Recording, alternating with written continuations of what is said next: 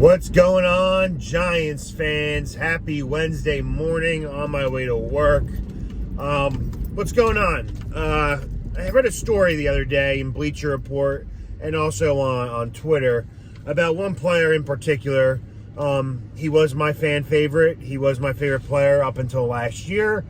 Saquon Barkley. I was ecstatic when the Giants drafted him second overall about 4 years ago out of Penn State, the Touch Me State, the Sandusky State. I was very ecstatic. You know, Bronx kid, hometown kid, coming back home to play for his childhood team. I was excited. He had a great first rookie year, broke records, all-purpose yards, you name it. Second year, pretty decent, not as good as the rookie year. And then he got hurt, fell off, injury prone, you name it, it happened. But last year was a very difficult year for him, as well as every Giants player on the team for the most part. He wasn't trusting his legs. He was still scared to get hurt. He was still scared to get tackled. He was very, very lethargic when he ran. He very timid. It feels like he just didn't trust that knee all too well, and he just did not want to get hurt again and re-injure himself. Which is totally normal. It's all psyche. When you get hurt, when you continue to get hurt, you kind of just, you get into that mental state where you're just afraid. You're afraid of every little thing. You're afraid of how you put on your shoes in the morning. You're afraid of jumping the wrong way. It's like in baseball, when you keep getting plunked, at least when I played baseball, when you keep getting plunked in the batter's box, the next time you're at bat, you may be stepping a little further back from the home plate. You may be a little bit back from the home plate batter's box.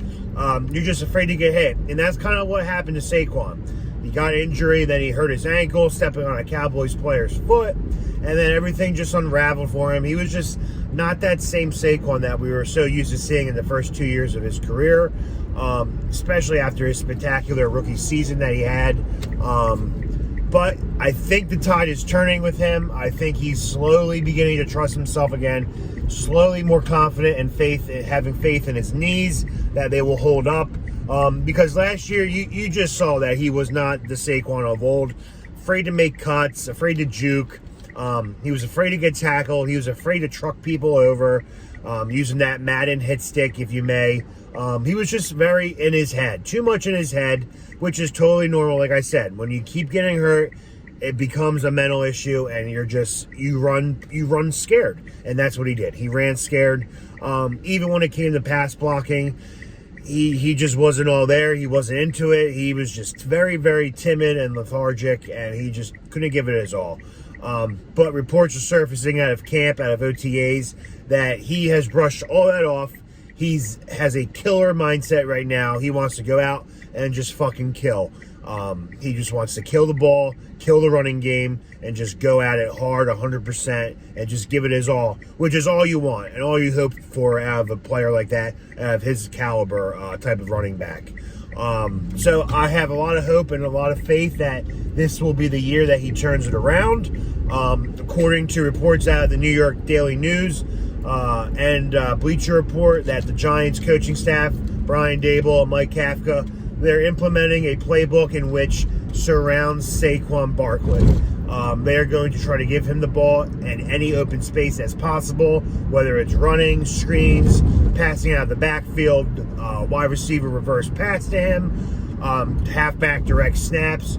They will try to get him out in the open space, the open field, and let his legs work.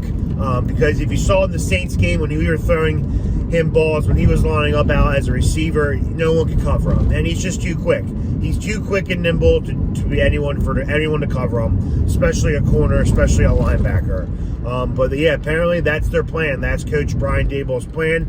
They love the skill set in Saquon Barkley that they see. They know he's a tremendous player and an athlete, and he can just do it all.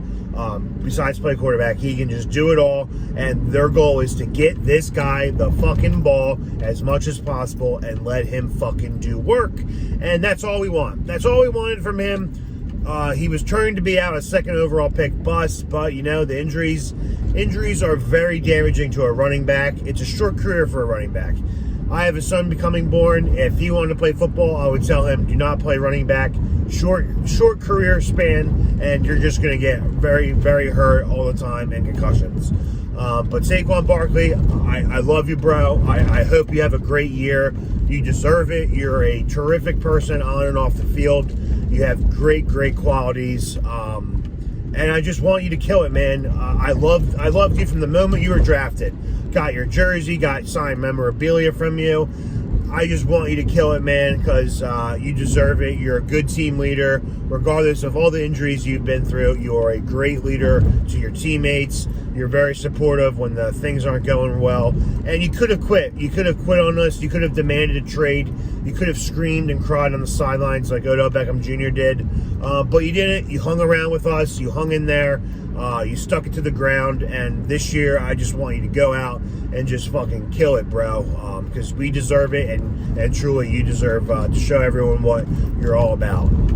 But I'm excited. Yeah, they want to give him the playbook. They want to open it up, stretch it out, and just give him the ball as much as possible and let him do work, which is all you want. So that's all I have for today. Let's hope Saquon Barkley becomes the old Saquon Barkley that we all know to love. His first 2 years in the league, and if he is that comeback player this year, I think expect some good things to happen this year for the Giants offense. That's all I got today, guys. Enjoy the rest of your Wednesday, and as always, let's go G-Men.